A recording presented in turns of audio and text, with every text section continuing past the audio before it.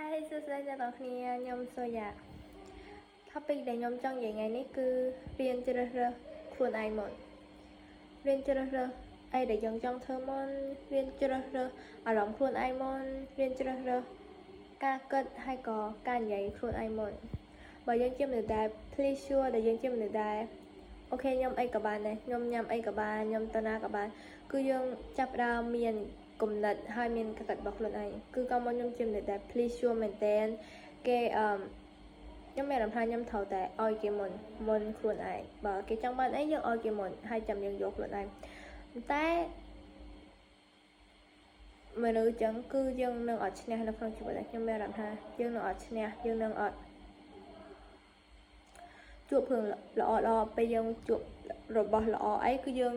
ចាប់ផ្ដើមគិតពីអ្នកផ្សេងមុនយើងគិតពីខ្លួនឯងអញ្ចឹងខ្ញុំមានអារម្មណ៍ថាបើយើងហ៊ានហើយយើងដឹងថាយើងត្រូវធ្វើអីហើយបើយើងដឹងថាយើងត្រូវជ្រើសរើសខ្លួនឯងមុនណាគឺជីវិតយើងនឹងវាឡើងទៀតវានឹងឡើងទៅលើព្រោះយើងដឹងថាយើងចង់បានអីហើយយើងជ្រើសរើសខ្លួនឯងមុនខ្ញុំមានបរិញ្ញាឲ្យអ្នកនរគ្នាធ្វើជាមនុស្សដែលអត់ចិត្តហើយក៏យកខ្លួនឯងមុនរហូតទេតែខ្ញុំមានអារម្មណ៍ថាពេលយើងធំទៅចាប់ផ្ដើមធំទៅជីវិតយើងនឹងមានអីដែលយើងត្រូវគ្រប់គ្រងច្រើនជាងមុនប៉ុន្តែបើយើងដឹងថាយើងត្រូវជ្រើសរើសខ្លួនឯងមុនយើងខ្លួនឯងមុនយើងនឹងធំជាងមុនយើងនឹងធ្វើអីដែលយើងចង់ធ្វើហើយវាអីដែលសំខាន់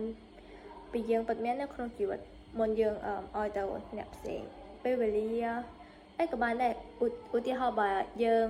មានពេលហើយយើងត្រូវតែទៅទេមួយមិត្តភ័ក្តិហើយក៏យើងទៅចេញទៅញ៉ាំអីមួយមិត្តភ័ក្តិហើយយើងពេលហ្នឹងយើងកំពុងអានសភៅហើយក៏យើងកំពុងធ្វើរឿងសំខាន់ឲ្យខ្លួនឯងហើយយើងចាប់ផ្ដើមគាត់ថាអូខេខ្ញុំត្រូវអង្គុយអានសភៅហើយក៏ខ្ញុំចេញទៅញ៉ាំអីមួយមិត្តភ័ក្តិអញ្ចឹងបើការអានសភៅហើយវាសំខាន់ជាងយើងជាមួយវាសំខាន់មួយយើងនៅក្នុងពេលវេលាហ្នឹងគឺយើងជ្រើសរើសអានសភៅសិនព្រោះមិត្តភ័ក្តិយើងទៅញ៉ាំអីមួយមិត្តភ័ក្តិកាលណាក៏បានដែរតែបើយើងអានសភៅយើងនឹងប្រឡងជាប់អញ្ចឹងអីដែលខ្ញុំគិតអីដែលខ្ញុំចង់និយាយគឺយើងដឹងថាយើងត្រូវជ្រើសរើសអីដែលវាល្អបំផុតឲ្យខ្លួនឯងហើយជ្រើសរើសខ្លួនឯងមុនព្រោះអីគ្រប់យ៉ាង